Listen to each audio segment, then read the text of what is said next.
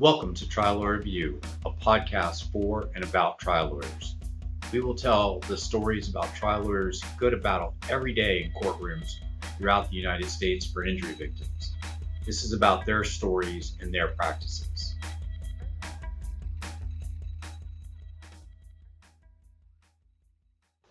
Hello everyone, I'm Jason Lazarus, your host for Trial Lawyer Review. Thank you for tuning in today for another episode.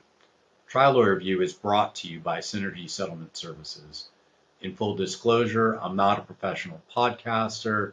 Instead, my day job is Chief Executive Officer of Synergy Settlement Services. Synergy allows trial lawyers to focus on what they do best by handling the difficult issues that arise at settlement, like troublesome lien resolution issues, Medicare secondary payer compliance, government benefit preservation techniques, and complex settlement planning.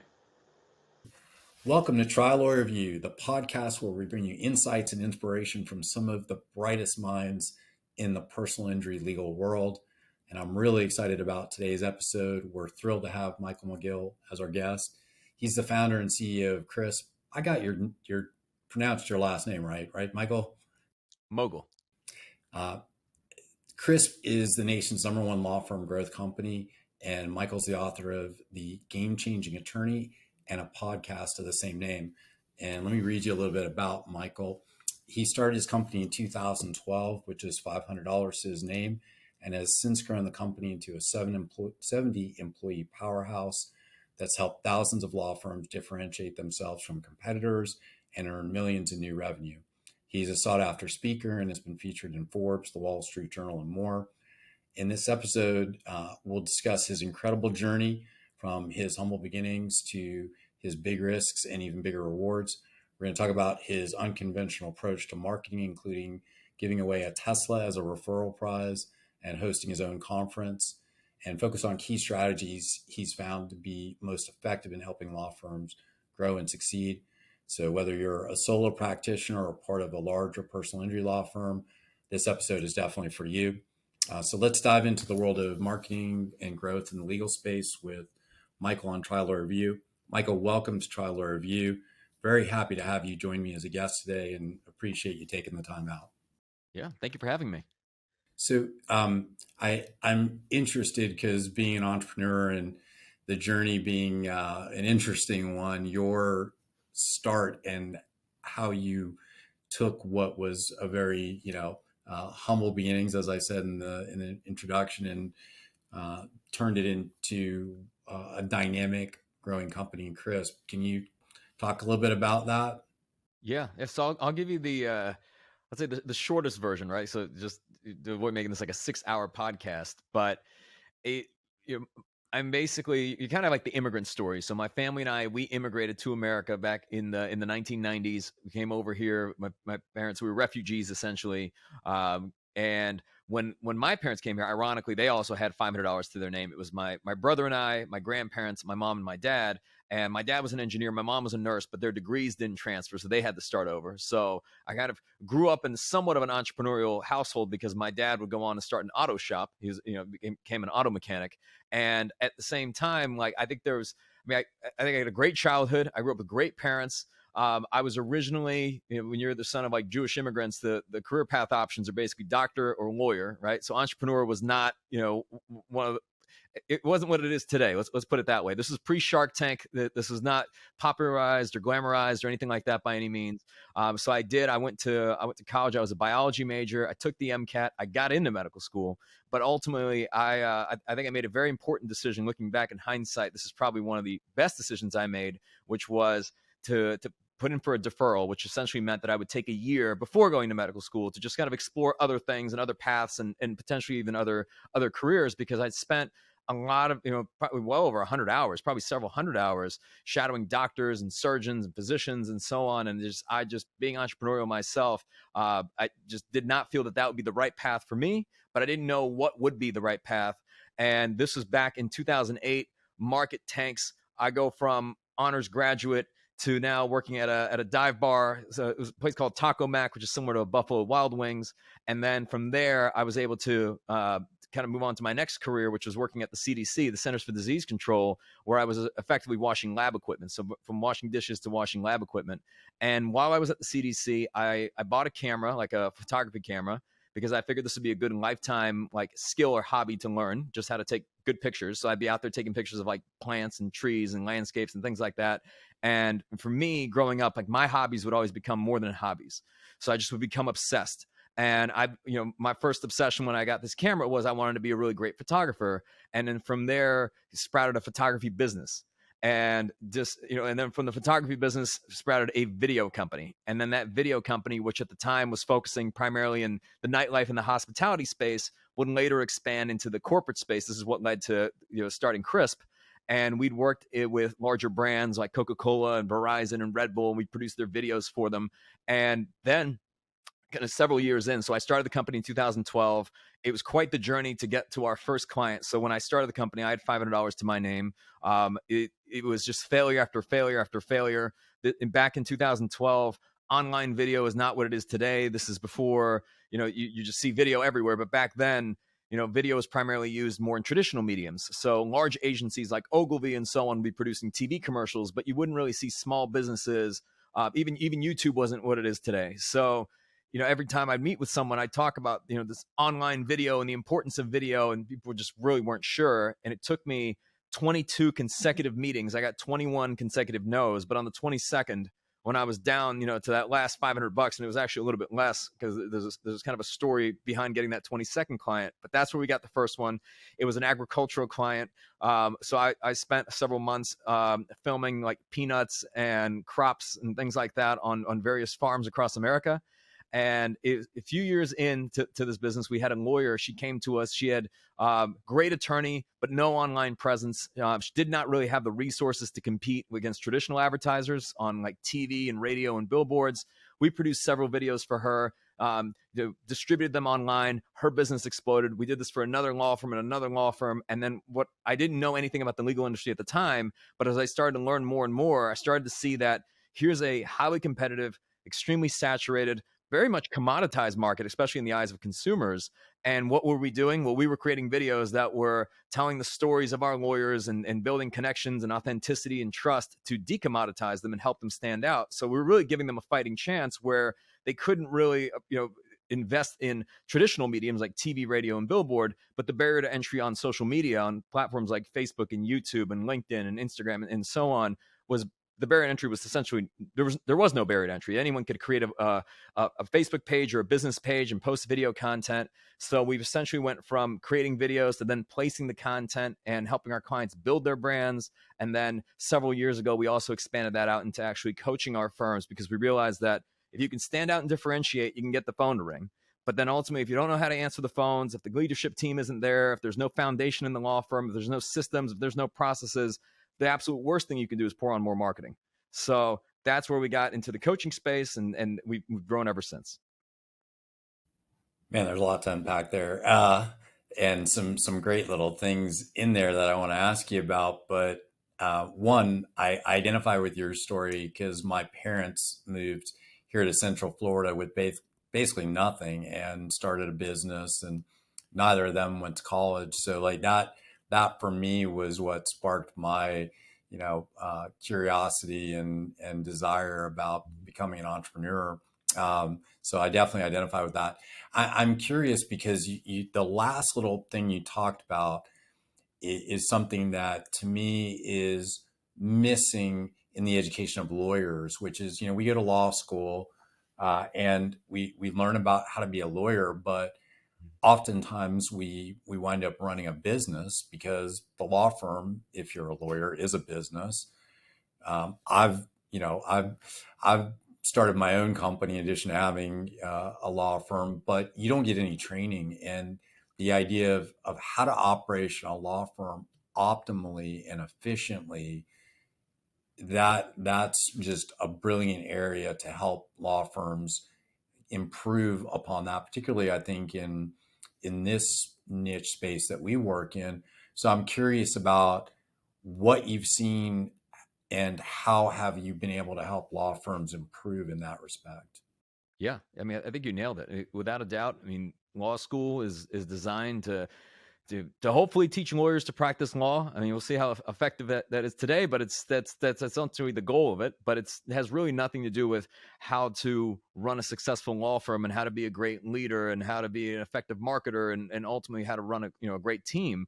So you find many lawyers, probably most lawyers out there struggling, where they come out and they say, "Hey, I thought I just had to be a great lawyer," and they're most of them are finding themselves at capacity, spread thinly, working long hours, stressed out, like depressed, like the incidence of anxiety and depression in the legal profession is like at an all-time high, and trying to figure out why is it where I'm working harder and yet life's not getting easier. And much of it actually stems to a lack of being able to expand that capacity. So meaning that many law firms and law firm owners struggle in terms of like, how do I go beyond my own personal capacity? Like you can only work so many hours in a day, right? We all have 24 hours. You take out sleep, you eat, maybe you go to the bathroom, and then you work. But there comes a point where beyond a certain number of hours, however many you're working, 60, 80, maybe 100 hours a week, ultimately you're going to have additional support. So that comes in the form of whether it's automation or whether it's hiring an additional team member. But then to hire a great team member requires being able to attract that team member, having a great hiring process, how to vet them properly, and then once they get in, how to develop them properly, how to onboard them so that you're setting them up for success, and then also make sure that team member has perhaps a long-term career path. You have a way to be able to evaluate, their key performance metrics to make sure that they're successful, and how, and then let's say you expand from one person to 20 people, 30 people, 40 people, the magnitude of complexity that arises. So it's no wonder. I mean, it's a completely different capability and perhaps a very different skill set that one has to develop to be a successful law firm owner versus a successful lawyer. Yeah, it's interesting hearing you talk about those things, because I recently had a guest on the podcast, and he read a book called Never Lose a Customer Again.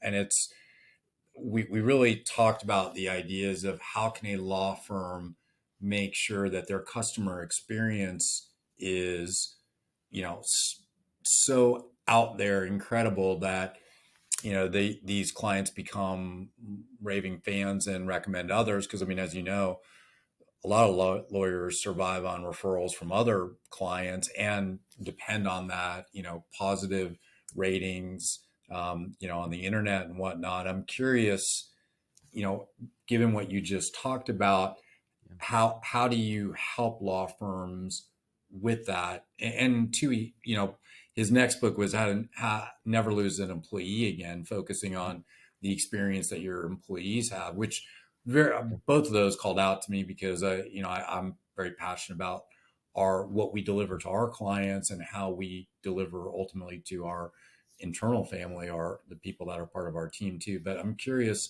with your coaching, how do you guys work on those sorts of things?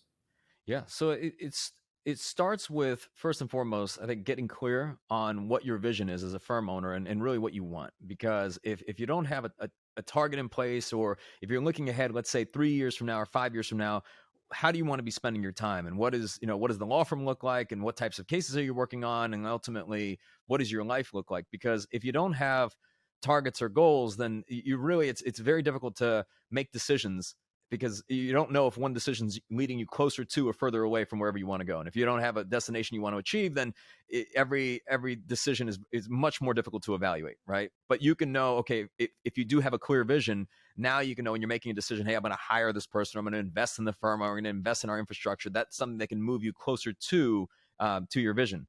So I think that's really where it starts, having clarity.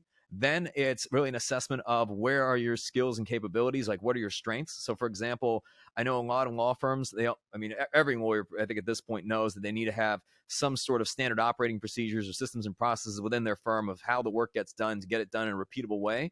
But when you're speaking to a room of law firm owners, you ask them, well, how many of you have processes written out for every single aspect of your firm? It's like no hand goes up. So that tells me that in many cases, perhaps it's not the law firm owner who should be writing those processes, because it's like, you need to do it, but most firms don't have it done. And it's for me, for example, I'm not a process person, but we have members of our team, our COO, our director of operations, like they're super process driven and they love writing processes. So sometimes it's finding those complementary skill sets that allow you to operate in your strengths. I mean, there's a lot of firm owners that just want to live in the courtroom. They want to try cases, and that's what they want to do, and trying to turn that person into the CEO of their firm. It may not be the best thing for them if that's not what they want to do. That's not what excites them. It's not what engages them. However, that law firm still needs a CEO. So whether they're going to promote from within or hire somebody externally, someone needs to run the day-to-day operations of the law firm. It could be you or it could be somebody else. So I think that's the first realization, that you don't have to do everything, but everything still has to get done. And then from there, it's finding ways to be able to expand your capacity. Usually it comes through hiring. But, I think the gentleman you mentioned, Joey Coleman, right? It's never lose a customer again. Yep. So, and I'm very familiar with Joey. I've had him on our podcast. We had him at one of our conferences a few years back. Phenomenal speaker, phenomenal author. And I agree in the sense that, culture is everything. So we're very heavily focused on culture, because that's one of those things that attracts people to your organization. It's what engages people within your organization. And if your team is not engaged, you have to think, well, who's answering the phones? Who's in many cases working one-to-one with your clients? And if you have someone that's just a disgruntled employee who just like despises the work they do every day, well, that's going to make a tangible business impact in your firm. So how do you get that person happy and excited about their role? Well, I think this actually starts with attracting the right people who you're going to align on values, that they have the right capabilities, and then also providing them a path to actually succeed at the firm in terms of the work that they're doing, ways in which they can grow, because your vision doesn't need to be their vision. So for example, like your vision at the firm may be one thing. So our vision, for example, is we want to help 1,000 law firms grow their revenues by $1 million each. But when we have team members come into our organization, that's not their vision from birth, right? And you could think, well, how could somebody coming into our organization, why would they care about helping 1,000 law firms grow their revenues by $1 million each? And the reality of it is, initially at least, they probably don't care. Because what that person cares about, their personal goals may be they want to pay off student loan debt, they want to pay off credit card debt, they want to buy a home, they want to be able to travel, take certain vacations, who knows, right? Whatever it is they want to do. But if they can connect how achieving our vision helps them achieve their personal goals, now we're in alignment, right? So now they're vested in what the organization is doing, because it also helps them achieve what they want to do personally, and also achieve their professional goals too.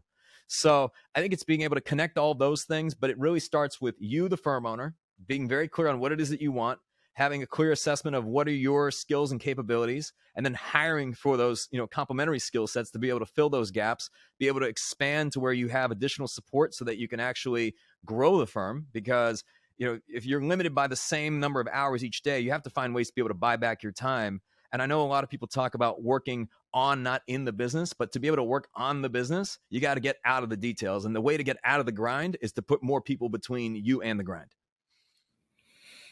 Well, very well said. And, interestingly, this idea of how law firms become more efficient and operate optimally, allowing a trial lawyer who maybe wants to just be in the courtroom, 100% of the time, or pushing his cases forward, that type of lawyer may not be the right person to be running the organization. But if it's going to be run like a corporation, there needs to be people in place. And that idea of making sure that you ultimately have the right people in the right places, it's a fundamental business, foundation for success. When we are working with law firms, one of the things that we're talking to them about is, how can you free your staff up to work on the next case?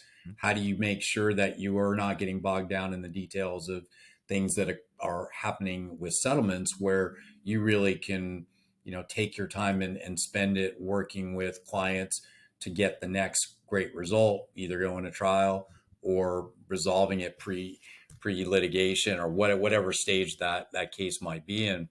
And I'm wondering, from your standpoint, your vantage point, if a law firm is going to operate more like a traditional business, one of the things I've seen that isn't done often is really a deep dive financial analysis of how the law firm is operating, and from the standpoint of working with external vendors to make sure that their practices are as efficient as possible.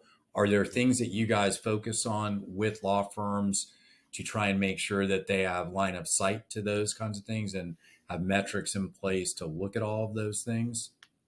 Absolutely. Absolutely. I mean, I'd say every firm, like, I mean, you get to a point where, and especially I think once you cross at least $1 million in revenue, where you can only manage really through metrics, and you have to be able to evaluate key metrics and have dashboards. So like we encourage every single one of our firms to have dashboards that they're able to see every single day, to not only know how their team's performing, but to know how the various departments within the firm are performing, and then the firm as a whole. So being able to have a proper cash flow forecast and being able to know, okay, what does our like next quarter look like? And because then you can better diagnose challenges as well. You may say, hey, we don't sometimes cash flow challenges are really just disguised as well, kind of flip that. Operational challenges are disguised as cash flow challenges. So meaning that someone says, well, why aren't you getting more cash in the door? But then you look at time on desk, and you can look at certain metrics in terms of like how quickly cases are being moved forward, and like just what that looks like. And you can differentiate it between non-attorney staff and attorney staff, and see how various, if you run a pod structure, how they're moving cases forward, and you'll see that there's variability. But all of those inputs lead to potentially lagging outputs. So yes, absolutely. And then also when you're making any sort of like investments within the firm, I mean, how can you determine whether you're going to invest in new infrastructure, or being able to hire an additional team member, or being able to invest in marketing, for example, if you don't know your financial metrics and your business metrics? But then you get into also questions around like profitability, because I mean, many law firm owners, they want to get to a point where they can hopefully take some money out of the business, right? They want to be able to reap the rewards at some point. I would encourage firms to not do this too early, because I think then you can really stifle a lot of growth in the firm. But you get to a point where you want to run a profitable law firm, to where you can have a certain level of just quality of life, and, to be honest, a healthy organization. So we always say that the value of your law firm is inversely proportional to its dependency on you. So meaning that if your law firm is extremely dependent on you, and what this means is that if you did not come in for a month, what would your law firm look like? And would everything still get done? And if it did still get done, would the firm still grow, right? So not just like being able to run, but ultimately, could the firm grow without you? Because if it can't, that essentially means that the firm is quite dependent on you. And if something were to ever happen to you, or let's just say one day you decide you don't want to do it anymore, I mean, I don't know, maybe they're no longer excited. There's all of the people that depend on you, rely on you, your team members, their families, your clients, their families, your community, and so on, that it really pays to have a law firm that is not dependent on you, and to build it in a way where like you've got processes around, here's consistently how we get the phone to ring, right? Here's consistently how we answer the phones. Here's consistently how we onboard certain team members in certain roles. Here's how we do financial meetings. Here's how we, meet with our leaders. And like, just there's a consistency and rhythm around how the work gets done. And that allows you a lot of freedom in terms of how you spend your time, so that it doesn't mean you essentially retire, but now you're able to focus on the things that you enjoy the most. We have several firm owners that love nothing more than being in the courtroom, and they're able to pick and choose their cases, and that's what they do, and they have no desire to retire. So it just gives you options, it gives you flexibility, but also with kind of where we're seeing the move to non-lawyer firm ownership and the rule 5.4 stuff. That's also, if you want capital, a lot of these organizations, I mean, yes, and I know you know this, when you're evaluating the health of a law firm, a lot of those metrics have to do with how dependent is that firm on the firm owner. And if you've got a firm that can operate independently of that firm owner, that there's a strong brand in place, there's a strong way in which just cash is generated, there's leaders creating other leaders. It's a firm that can operate even if that firm owner were to retire. Well, that's a much more valuable law firm than one that is reliant on that person to show up every day. True for any business. So you've helped thousands of lawyers differentiate themselves from competitors and earn millions in new revenue, including some really high profile, well-known law firms. Can you share 3 key strategies that you found to be most effective in helping those firms achieve Sure. that? Yeah. So I'll do my best to simplify this, because I think it all starts, number one, with having clarity on what your message is. And we say UVP, so unique value proposition, being very clear on why someone should hire your law firm and not another law firm. So and you can't say things like, we're the best, or we'll fight hard for you, and things like that, because you have to think as a consumer, when you're marketing to your community, they've got thousands of options. And if you're a personal injury, say contingency fee-based lawyer, I mean, the cost to work with every law firm is exactly the same. So it's essentially, there's a lot of supply, and then there's limited demand. So how do you stand out and get noticed? And that's where your unique value proposition is very important. And that's what's how you set yourself apart. So it could be something like, and I'll just give a few examples. It just could be that you grew up in the same community you now represent, that you have a passion for a specific type of case. Maybe you have you focus specifically on traumatic brain injury cases or motorcycle accident cases, and you ride, for example, like things that really differentiate you from other law firms in the community. I think customer service, it can be a tremendous differentiator as well. But then, you of course have to live up to that marketing, because there will come a point when someone will believe you and then they'll actually call your law firm, and then you have to live up to the promise that you've made. But I think it starts with having a unique value proposition. That's number one. Number two, this is where I think a lot of firms also fall short, is you've got to get known and you've got to get your message out there. I mean, marketing simplified to its greatest, to the bare bones, essentially, is marketing is just amplification of your message. And where you do that and what platforms you do it on, I mean, that can depend on the types of clients you're looking to attract. But at the end of the day, if your message isn't right and you're amplifying a message, you're investing in terms of ad spend and placement and media buying, and the message is not dialed in and it's not focused, well, then, oftentimes the marketing, you're going to waste a lot of spend. It's not going to be nearly as effective. But even if you're a solo and you're a small firm, you still have to get noticed. I mean, you can be the best kept secret, but I don't know that that's something, anyone should brag about, because that also means they're probably living in a state of poverty. So essentially, you have to, no one in your community can hire you if they don't know about you. I mean, that's just, that is just the reality. Now, it doesn't mean you've got to buy, a bunch of radio ads and TV billboard, TV spots and billboards and things like that. But you do have to find ways to get your message out there. This can mean participating in community events. This can mean taking people to lunch. This can mean, putting up videos on social platforms. It could be, any of the traditional mediums as well. But you have to get noticed. And this is why I think a lot of, smaller firms in general, they have like this resentment towards large traditional advertisers, because they see them and they think, well, why are people hiring them and calling them? And it's just because consumers have a very difficult time of being able to tell one law firm apart from another. I mean, you visit their websites, they're all super lawyers, right? So like, how does a consumer know? I think it's a lot of times lawyers are marketing to other lawyers, and then in the lawyer circles, they think, that a consumer knows everything about every single law firm they're going to hire. But oftentimes the only reason they're hiring somebody is because they've seen them on TV, they've seen their videos, for example, they see them give out turkeys at Thanksgiving, and they just like them. That's it. They don't know that they're board certified. They don't know where they went to law school. Like, they just don't know. So that's the second one. And then I think the third component is to really make sure that you run your practice like a business, because there's basically lawyers who happen to run a business, and then there's business owners who happen to practice law. And you really, I mean, at this stage, it's no longer optional. And I say this in the sense that, I mean, probably since 1977, which is kind of like that Bates versus Arizona decision, which allowed for, basically lawyer advertising to explode. But at this point, you have to be able to run your organization like a business, because can you really provide the best legal services to your clients if you're spread thinly and if you're exhausted and you've got one foot out the door? I mean, how's that good for anybody?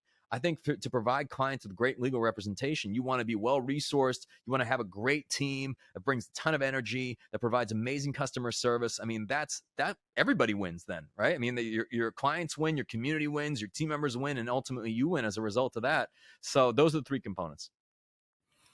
Yeah, it's funny. I look at a local firm that well, Morgan and Morgan, and see how shrewd John has been in building that kind of model. It's such a clear example of winning at that very thing. I mean, it's unusual, obviously, the firm he's built, and maybe it would be hard to replicate that, but the actual formula is seemingly exactly what you've just described. Yeah, and one thing I'll note on the case of Morgan and Morgan, John mentioned this to me a few years ago, is something that he said that I thought was valuable. It's, anyone can execute something well one time, but to execute at a high standard 10,000 times every single week or every single month, I think that is what differentiates good businesses from great businesses, and being able to execute at a consistently high standard to make sure all the drivers within the organization, they're firing, that you've almost built like this flywheel, if you will, where each next step becomes the inevitable consequence of the one that preceded it. So it's a testament to the importance of operational excellence. It's a testament to the importance of like culture and great leadership and really great execution. And it's funny, in talking about all this, you think, okay, well, where's the part about being a really great lawyer? And as we're talking about growing a great law firm, it's like, it's actually a fairly small part of it. Now, you do still have to represent your clients well, But a lot of times the reason why clients refer and leave great reviews is not because of the size of the verdict they got. It's because of the quality of the experience they had working with your firm. Yeah, no, great point. And I mean, it's just how you scale, right? I mean, you have to be able to deliver that kind of experience for your clients and get results that, is what's going to continue to feed into that. So, can you share one or two of your most memorable success stories of law firms you've worked with and helped to grow? Man, I mean, at this point, we're hearing so many of these. I mean, I'll give you a few examples, right? So without like naming like a specific firm, I'll give you at multiple ends of the spectrum. How about that? Just for, you got a small firm, you've got medium sized firm, large firm. Everyone's got problems. I mean, you've got the small firm that's trying to figure out how do I get the phone to ring. You've got the large firm that's stuck at 50 million trying to get the 80 million, right? And they each have their own headaches, right? So it's just interesting, like it's there's always another challenge and there's always another level. I would say that there's one in particular. I don't want to go too dark, but I remember a conversation that I had several years ago with a firm owner. They were working 100 hours a week, exhausted. They were dealing personal issues at home. It was a challenge. Like it was just like marital issues because she was working all the time. Her mother had just gone through like a cancer treatment, and she was struggling. Her team was just an absolute mess. It was a fire every single day. There was a problem every single day. The culture was a disaster. And this is someone that reached out to me. This is actually shortly after the first book came out, so back in 2018.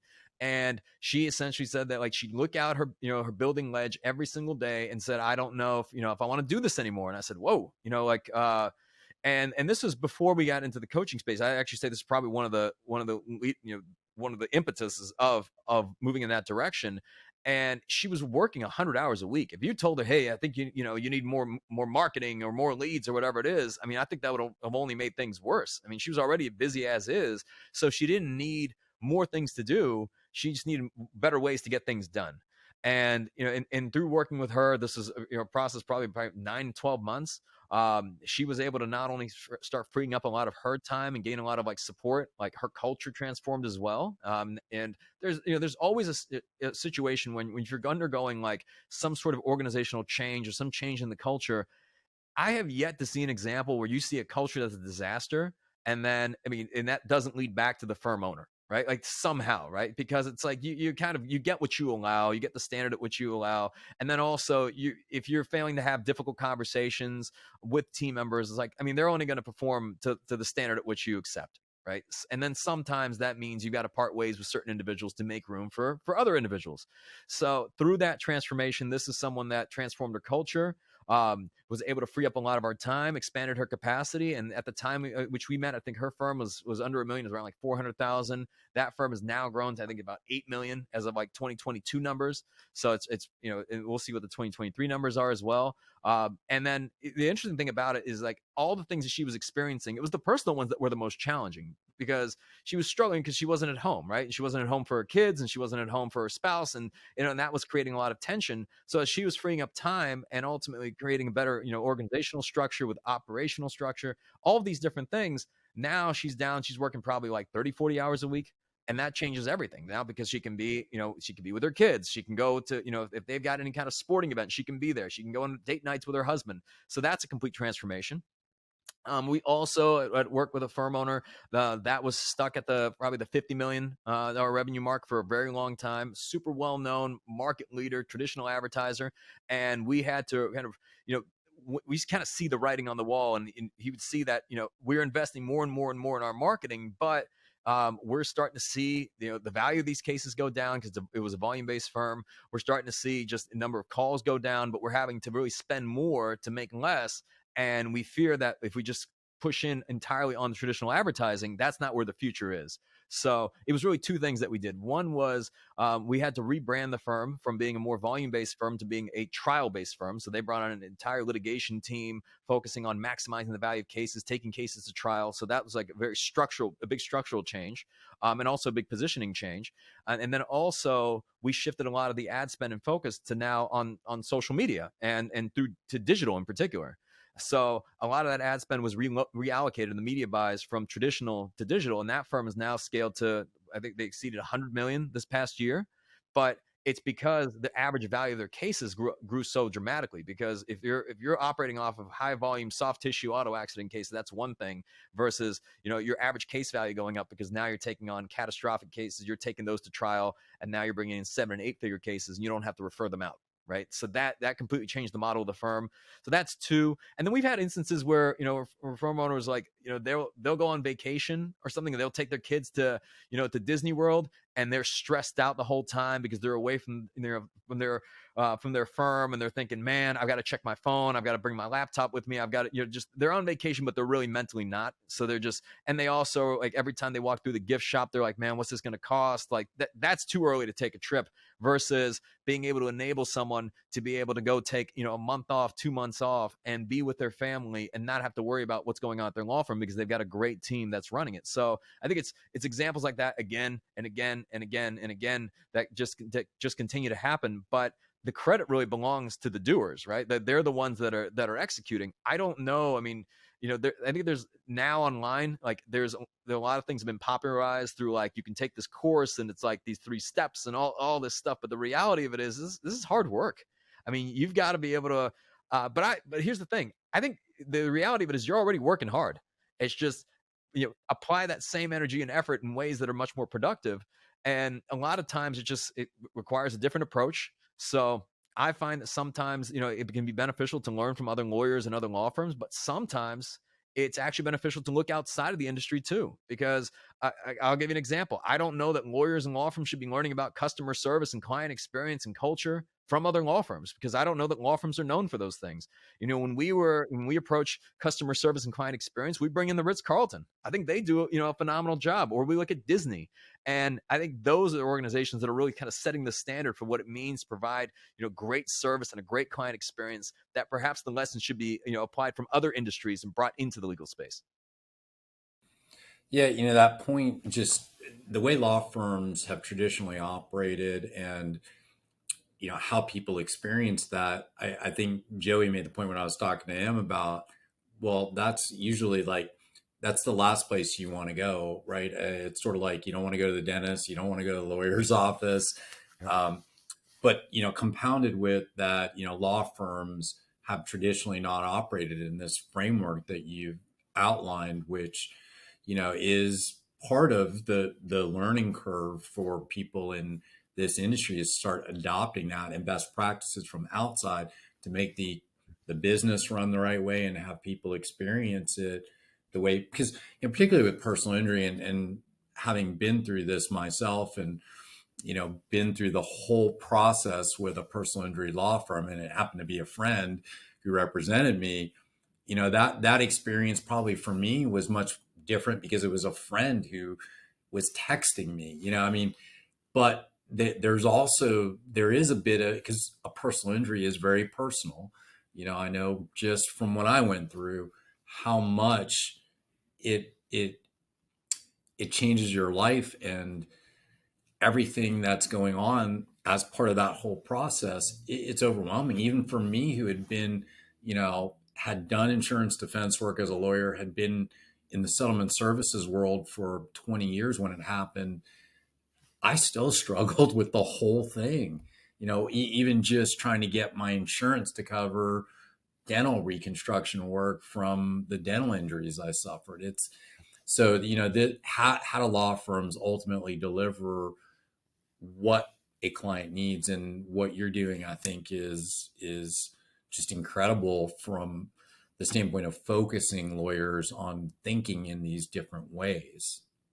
Yeah, I agree wholeheartedly. And I mean, the reality of it is, this is not some fantasy or like some horizon where if someone hears, like, I can't imagine having the freedom to be able to operate in my strengths and being able to have like a team that is self-managing and a great culture and a great organization.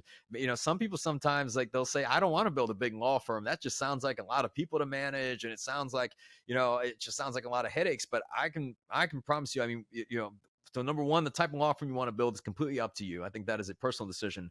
But I can say from experience and in working with so many law firms that it is much easier to run a law firm when you've got a large support team with a ton of capabilities and skill sets than when it is to do it all by yourself. And so bigger is not always worse, and it doesn't necessarily mean that it's harder. you're going to have problems, as a small firm. You're going to have problems as a medium-sized firm, even a large firm, but you're going to be able to better navigate those problems if you have a great team around you. Yeah, 100%. And I found that in growing my own company. We have got about 100 team members today. And, it certainly is a lot of work, and you've got to make sure you get the right people in the right seats and do all the things that we've been talking about.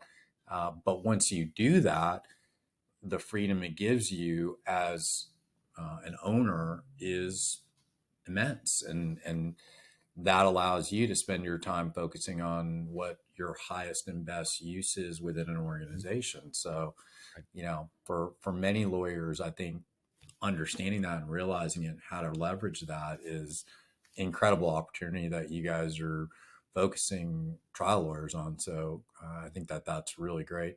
I wanted to ask, because I mentioned the whole Tesla thing, and you guys have this crazy conference with, I don't know how many people attended this year. I know you did it at the super, still called the Superdome in Atlanta. No, so in Atlanta, it's just Mercedes-Benz Stadium. Yeah, it's the one in New Orleans is the other. It's kind of our rival over there. But it's just interesting to me, all of that in what you do and how that came from what you're doing with law firms, if it did. Yeah. So the cars is interesting. Since 2017, we've given away 17 cars. And it's, when you think about that, you're like, wow, it's wild. But when you go back to the first year that we did it, and again, this is an entirely bootstrap business. I didn't have any investors, we didn't have any partners. I started in 2012, $500 to my name. And so I'll tell you, early on, I think this is probably 2016 or so. I mean, we were growing incrementally, but we were a very, very, very small player. We were severely under-resourced. There's these massive organizations that, it was just very difficult to compete. And I remember we were having these conversations internally and saying, just like, I told the team, like, we've got to do something to make an exponential leap. We've got to get noticed, something to get some sort of attention. And I didn't believe in the power of brand then. I thought brand was this intangible concept. Like everything we did in marketing had to be like $1 in and like $1.50 back or something like that, right? That's how my mind operated then. And I couldn't have been more wrong. But so the idea behind the car was that, well, what if we gave a car away? I didn't see anybody doing that at the time. And we said, well, what if it's a Tesla? And once I got that idea in my mind, people have asked me, they're like, well, how did you give away a Tesla? Well, the secret was, back in 2017, you just go to the Tesla dealership, you write them a $77,000 check, and they give you a Tesla Model S. So like, that's all you have to do. And I understand what people are really asking. They're like, well, how do you make sense of that? I had probably close to like 80,000 savings at the time. So this was depleting the whole thing. And we thought, well, this would be a really interesting referral program, because if we're giving away a big prize like this, then maybe like our clients would want to refer other clients to us. So, they were already referring, but this would be, probably an even greater incentive. But I think it would also get attention from other people within our industry. And I remember once I got the car, I parked it in front of our office. We announced this program that we thought was going to be a huge success. 30 days in, nothing. We didn't get a single referral. Like, it was almost like the program didn't even exist. And at that point, my eyes started to twitch, and I started to think, did I just make the single biggest mistake that I'd ever made in the business? Because I didn't drive the car. Every morning I'd drive in, I'd see it parked out front, and we got to figure out a way to ultimately make this campaign successful. And what we learned then, this was back in 2017, is that nobody believed the prize was so insane that no one believed we were actually doing it. So we had to actually do more marketing to show that, yes, we're really giving a car away. And then ultimately we ended up giving that car away at the AVO Lawyeronomics conference back in, I think it was April of 2017. That was a success. We ended up doing it again the following year, with this time with the Tesla Model X at the start of 2018. And then that one, like, that program went well, but the giveaway was so anticlimactic. We did it at another conference, and when we did it, it was like right after Super Bowl Sunday. There was like 9 people in the room. We drew the name of our winner. They weren't even there in that city at that conference. So it was just, at that point I said, well, we're never going to give away, our grand prize at another conference again. So why don't we just host our own conference? And that's what led to the Game Changers Summit. So we did that first conference, in 2018. And I think we've done 5 conferences since then. The biggest one being this past November, which we did at that, Mercedes-Benz football stadium where the Falcons play. And we had 5,000 law firms. But all this has really been, it's kind of like one thing leads to the next. So it's like, when the first program was successful, that gave me the confidence to invest again and go bigger that time. And then at our conference, the first year back in 2018, we gave away, I think it was like three Tesla Model 3s this time. So at that point, I'm already at 5 cars, right? So I only had 12 to go.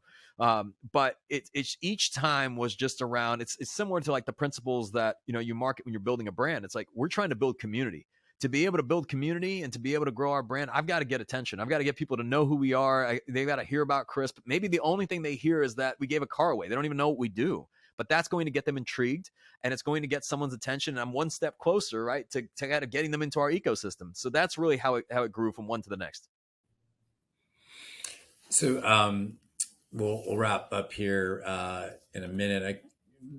The last question I wanted to ask you about, and I don't want to have you give away the entirety of your book, but I thought it would be good to talk a little bit about key things that maybe we haven't covered that are topics in the book that you think would be relevant for someone listening to this podcast to understand.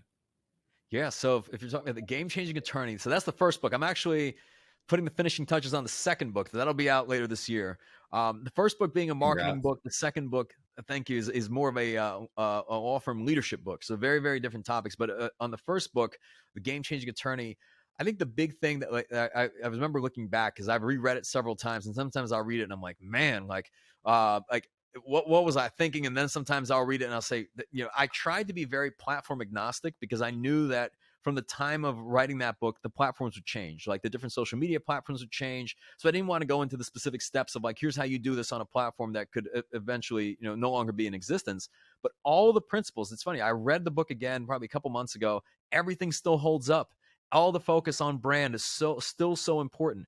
I mean, when you're going to see changes right now, we're seeing changes in SEO. You're seeing like AI and Chat GPT and new technologies and all these different platforms coming and going and just all these evolutions. And yet the thing that always remains constant is the importance of building brand. And brand is really your reputation, getting people to know you and like you and trust you. And that's agnostic of any platform. I would also say there, throughout that book, there's at the end of each chapter, there's like a mindset check. And these are kind of like these gut checks I put at the end of each chapter, really to make sure that, because I imagine, when someone's going in to read this, they're going to be the skeptic. They're not going to believe it. Like every law firm that we give examples of, I include, here's their information. You can reach out to them. You can contact them. You don't believe this actually happened. This is a real live human being. So like all that's there. But the mindset checks are so important because it's kind of like the call BS type situation where it's like, okay, maybe you don't think this is possible for you, or maybe you don't agree with this, or maybe, or whatever it is. And I would pay particular attention to those because the reality of it is that the outcomes that you have today in your life, in your law firm, are a direct result of your actions, and your actions are a function of your decisions, and your decisions are as a result of your mindset. Your mindset is the lens through which you see the world. So if you are not pleased with where you are today, where your law firm is today, well, you made all the decisions that got you there, right? So at some point you have to start making different decisions. And I would recommend to anyone who doesn't even have to be listening to me but just find someone that, okay, I'm going to buy into what it is that they're doing because I trust them. I've seen their results. I believe in them. Maybe it's another successful law firm owner. It could be whoever, right? But at some point, you're going to have to do things that may seem counterintuitive to you, because if they made sense to you, you'd already be doing them. But ultimately, if your situation is not, let's say you're just not in a good financial place, your culture isn't right, your leadership isn't strong, maybe you suck at all those things, and maybe you need to get a different perspective on them. And now you can start making, so I give the example, and I hope this isn't too crude, but I think if someone's been listening to this point in the podcast, then, maybe we got them at this point, and they've been listening long enough. But I would think, okay, Tim Cook, who's the CEO of Apple, right? This multi-trillion-dollar company. If Tim Cook came into my organization and said, Michael, I think every morning you've got to eat bull testicles, I'd say, well, Tim, that sounds a little bit unusual to me, but you're running this multi-trillion-dollar company. You've had incredible success in building the most valuable company in the world. Okay, I'll do it. Right? I'll give it a shot, Tim, if you believe that's the right thing to do. And I'm not saying you got to do crazy, funky things, but the reality of it is sometimes the feedback that you're going to get may seem counterintuitive to you because you operate on a certain set of principles, and you see the world in a certain way. But if you want to get a different outcome, you've got to change your mindset at some point. So I would pay particular attention to the mindset checks. Well, your point, two things. One, the brand is so spot on because it's just something that I'm very connected to and deeply believe in, just that the importance of your brand. But two, the writing the book. Kudos. I've written one, and my second one's about to come out. I would love for you to come back when you release your second book and talk about all the kind of key issues in that, because we've sort of danced around it a bit, but I think those would be great to continue the dialogue. But I'm curious because I think you sort of alluded to this idea of taking risk and how you've taken those risks. How does that translate to law firms in taking risk and really getting to the next level Yeah. of their organizations? Man, I'm glad you asked that question, because I think this is really this plays a big role, especially in the second book. But I'll give you kind of a preview of it. I really do think that this is the X factor that differentiates firms that are, that kind of are at the 6-figure level, 7-figure level, 8-figure level, and 9-figure level. Because after working with enough law firms, and we've had hundreds of them on our podcast as well, you start to see that like the differentiator isn't their work ethic. I mean, everybody works hard, right? And so that's not a factor. And it's not their level of intelligence, because I saw no correlation there whatsoever. I'd see people that are extremely intelligent and extremely unsuccessful in business, and those that maybe not would score high on cognitive tests that were extremely successful. So that wasn't really a key factor. It really came back to courage, which is, I think, a function of risk taking. And if you really want to break it down, it's more so looking at how do you properly evaluate risk, because I think one person looks at risk as saying, well, what if I lose? And then another person evaluates risk of saying, well, I can't win if I don't take a chance. So like, meaning that sometimes the greater risk is to not actually make a decision and to not actually move forward and to not make the investment. And I also believe that a lot of people believe that they always have to be right and they always have to win, when in reality, the most successful firm owner that I know, like today, that is running, I'd say, a firm that generates over $1 billion in fees a year, would probably very comfortably say with humility that 49% of his decisions have been wrong decisions and 51% have been right decisions. But no one's looking at the 49%, because they were just willing to make those attempts, and they were more right than wrong.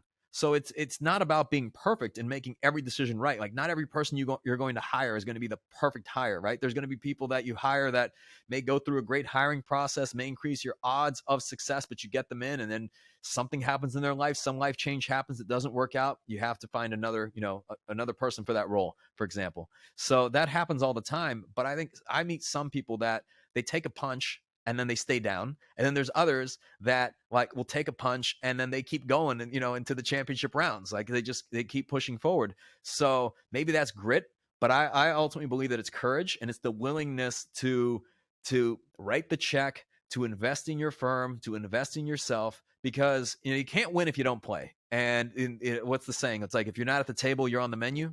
So the reality of it is you're going to have, like, I've always looked at risk as the greater risk for me was not taking the risk, right? So meaning that my odds of success, not making this decision, of not moving this initiative forward, are 0%. Like, I cannot grow the business if we don't do something.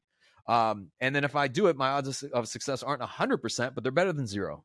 So ultimately, you can bounce back from just about anything. I mean, you don't want to bet the firm on any one decision. Like, I'm never making investments that are like, if this one doesn't work out, we're done for. Like, I mean, I think you have to be responsible with that. But at the same time, instead of trying to like play the perfect hand, you just have to be able to get reps in, right? And then again, some of the most successful people that I know would argue that have also had the greatest amount of so-called failure. But to me, failure is only when you give up, right? It's not failure until you quit. So last question, open-ended. You can answer it however you want. What's your view as a legal growth industry expert? And there's something we haven't covered that you think's an important last thing. Hopefully people listen to the very end to catch this last important point if you've got one. Man, so I think we saw a good bit of this in 2020, which is a good perspective on how the legal industry embraces change, or perhaps does not embrace change. So if you look at other industries, the legal industry has been very much behind when it comes to evolution of like technology and adopting changes in perspective and just approaches and so on. But our hands were forced right in 2020 with COVID, where people had to go remote, right? At least for that time. And we had to start moving like technology forward in terms of the infrastructure at a law firm. So being able to have voice over IP phone services and being able to do meetings and calls and depositions via Zoom, and just being able to have like, case management and intake management, all those systems in place. Because if you didn't, you're basically screwed. Now, and change has been a constant. Also in 2020 was when Rule 5.4, just essentially the rules around non-lawyer firm ownership, were eliminated in Arizona. That's where the ABS structure was also created. They piloted a sandbox program in Utah. This is the future. Non-lawyers will co-op with other lawyers, and non-lawyers will run practices in America. And this is not some 10-year distant future. It's already here. I already know the firms have got the ABSs.